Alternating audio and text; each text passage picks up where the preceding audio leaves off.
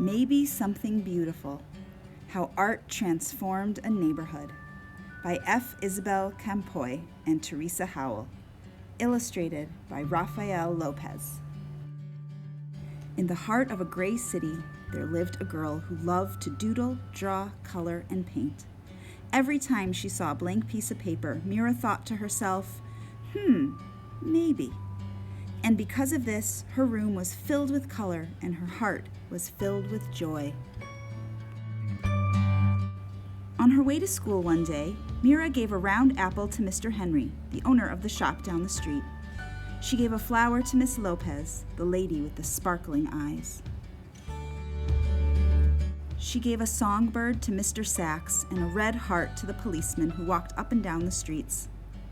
On her way home, Mira taped a glowing sun onto the wall, hiding in the shadows.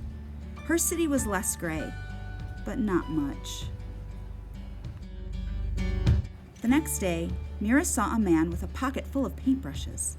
He gazed at the wall, he looked at her sun, he held his fingers up in a square and peered through them. He said thoughtfully.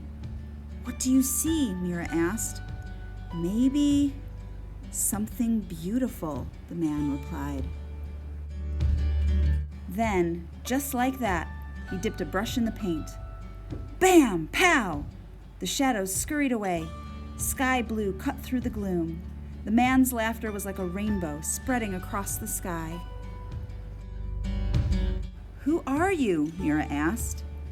"I am an artist," he said. "A muralist. I paint on walls." "I'm an artist too," she told him. He handed Mira a brush. "Then come on." Mira dipped it in the loudest color she saw. Yowee! The wall lit up like sunshine. As the man drew pictures on the bricks, Mira added color, punch, and pizzazz. Soon Mr. Sachs joined in. Then came others. Everyone painted to the rhythm. Salsa, merengue, bebop. Even Mira's mama painted and danced the cha-cha-cha. The whole neighborhood became a giant block party. Until the policeman walked up. "Excuse me," he said. The music stopped. Mira put her brush down. They were surely in trouble. The officer cleared his throat, then paused. "May I paint with you?" he asked. So Mira handed him a paintbrush, and the music started again. Teachers and papas jumped in, babies too. Mira and the man handed out brush after brush. Color spread throughout the streets. So did joy. Wherever Mira and the man went, art followed like the string of a kite. After they colored the walls, they painted utility boxes and benches. They decorated sidewalks with poetry and shine, and everyone danced.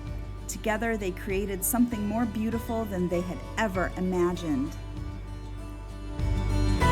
When their clothes were splattered with a million colors, everyone sat down to rest, except the muralist. His eyes sparkled. "You, my friends, are all artists," he told them. "The world is your canvas." He smiled wide, then pulled everything together in big sweeping motions. His paintbrush was like a magic wand. When he was finished, Mira added one more bird way up in the sky. Maybe, she thought, just maybe. A note from the authors.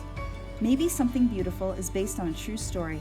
At one time, the colorful East Village near downtown San Diego, California, did not have murals on the walls, nor quotes from Gandhi, Martin Luther King, and Cesar Chavez written on the sidewalks. Benches were not the works of art you can see now, and people living in the area were not part of the vibrant community that they are today.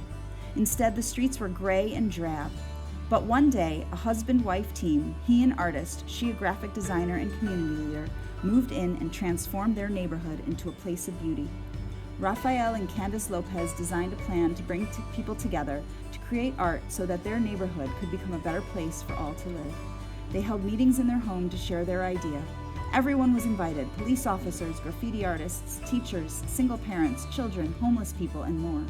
With the help of many, the Urban Art Trail was born, and volunteers of all ages, races, and walks of life committed themselves to a common goal: reviving their community through art. First came murals entitled The Joy of Urban Living and the Strength of Women. Then the community painted utility boxes and benches bright colors. They crafted mosaics around the trees along the streets. Raphael and Candace had noticed that in their neighborhood, people often looked down on the ground as they walked, so they painted poems and calligraphy on the sidewalks. Little by little, the entire neighborhood became a work of art and an inspiration to those who lived there. The impact of art in the neighborhood grew. Some of the painted benches were auctioned off, and the money provided classes and scholarships for at-risk students who had an interest in art. Visitors came to admire, donations big and small came in, and what had once seemed to be an impossible dream became a trademark of San Diego's East Village. The movement prompted by the Urban Art Trail spread far and wide. Communities throughout the United States have commissioned Raphael's murals, and neighborhoods as far away as Canada and Australia have implemented the model of community-based art. Maybe Something Beautiful, illustrated by the muralist who inspired it, was written in honor of Raphael and Candace Lopez and all the quiet leaders in our neighborhoods. It is an invitation to transform not only the walls and streets of our cities, but also the minds and hearts of communities.